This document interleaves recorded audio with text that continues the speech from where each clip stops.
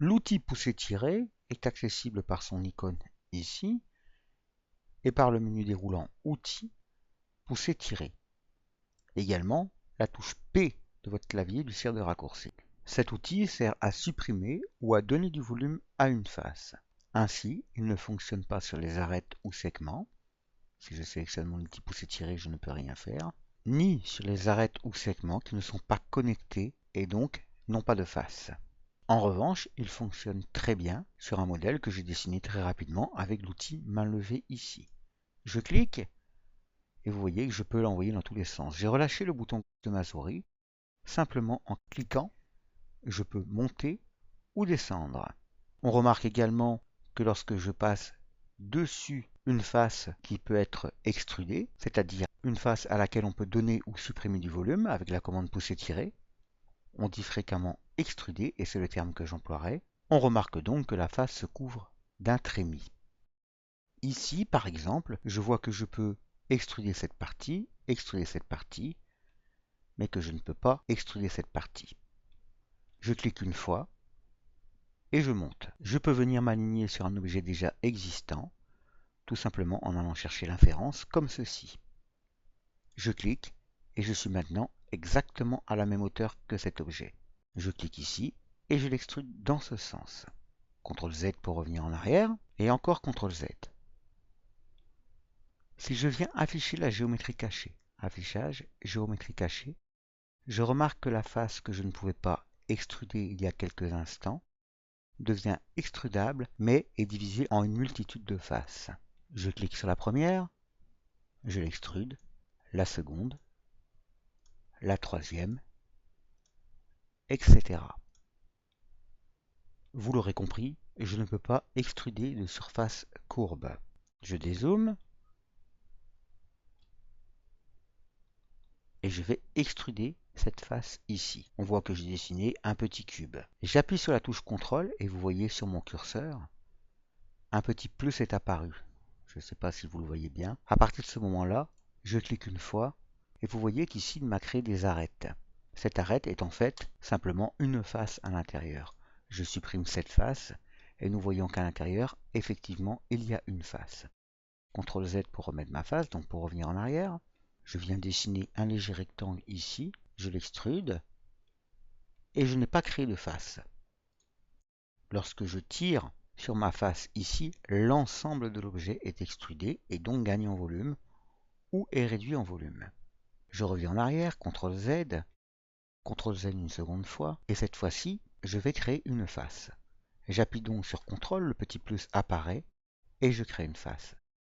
Lorsque je me repositionne sur la face ici, maintenant, je n'ai plus que cette face-là.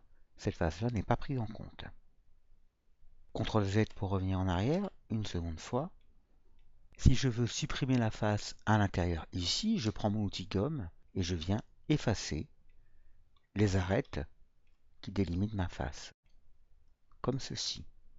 Je vais maintenant supprimer cette partie ici et vous voyez, la face a disparu à l'intérieur. Tant qu'une face n'est pas divisée ou coupée par une autre arête, je peux l'extruder. C'est le cas par exemple sur ce type de modèle. Je prends ma commande extruder. Si j'essaye d'extruder cette partie, effectivement, je n'extrude qu'un petit morceau. Par contre, si je me positionne ici, je peux extruder l'ensemble de mon objet. Vous remarquerez que ce dessin n'est coupé par aucune arête.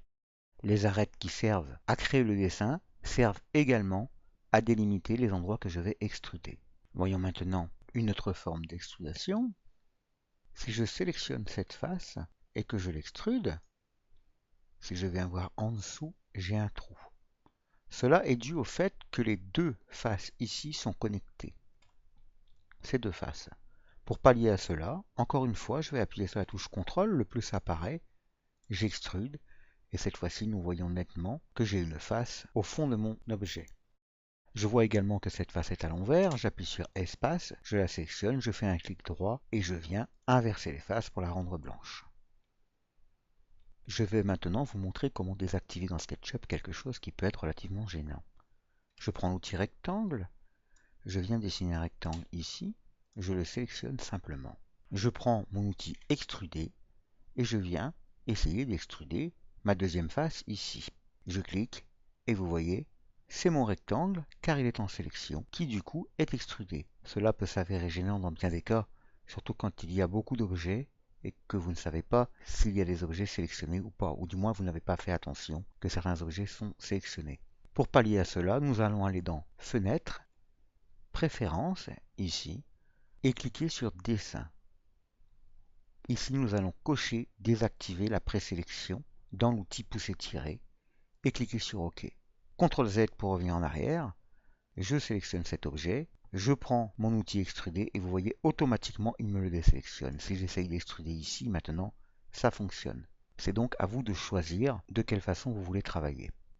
Dans le cas d'un groupe, comme ici, il m'indique que je ne peux pas l'extruder. Évidemment, il faut que je clique 2 fois pour éditer mon groupe ou composant. La boîte englobante apparaît et à ce moment-là, je peux par exemple venir dessiner un rectangle ici. On peut imaginer que ce soit une porte, enfin là c'est un carré mais ça revient au même. Je clique et je pousse. Est-ce que vous voyez la bande de 2 couleurs ici? Cette bande indique que je vais enlever la matière.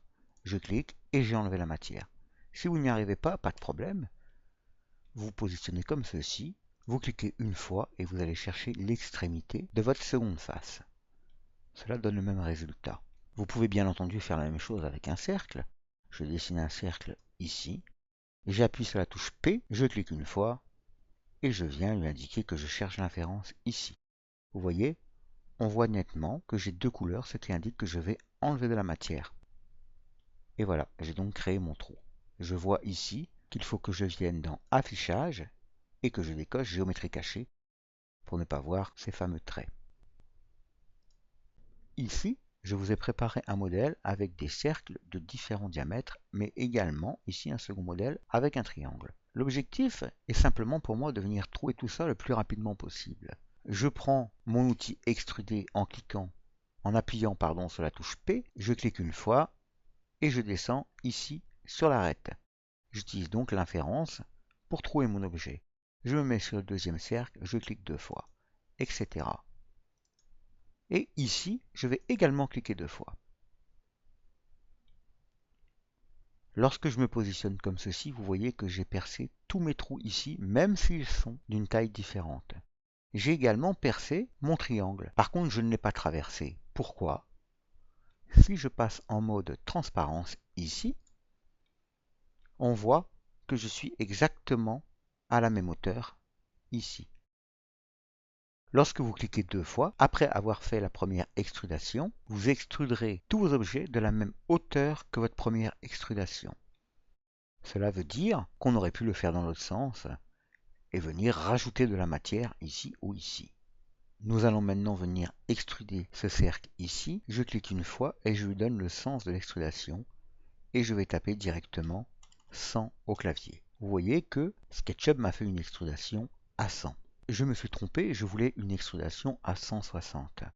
Dans les versions précédentes de SketchUp, j'étais obligé de faire un calcul booléen. J'avais une extrudation à 100, je voulais une extrudation à 160, et il fallait que je rajoute 60. Aujourd'hui, avec SketchUp 2016, ce n'est plus la peine. Je tape directement 160 au clavier, je valide par entrée, et il m'a créé un tube de 160. Si encore une fois je me suis trompé et que je désire que mon tube fasse 80, je tape directement 80 et j'ai donc enlevé 80 de matière en conservant 80 de matière, cette fois-ci sans lui donner de sens de direction. Je peux également venir ici extruder cette partie et lui rentrer par exemple 50. Maintenant, si je veux réextruder cette partie et la remettre à 160, je suis obligé de faire le calcul et de me dire que cette première partie fait 80 et que je dois donc lui rajouter 80. Je clique, je lui donne le sens et je tape 80. Je peux aussi rentrer directement des valeurs négatives en tapant moins 200. Bien sûr, je peux changer l'unité de mesure et taper par exemple 1,2 m pour 1,20 m. Je clique et vous voyez que mon extrudation est à 1,20 m. Ici, je possède un rectangle qui pourrait être un mur qui est plus large sur sa partie basse que sur sa partie haute.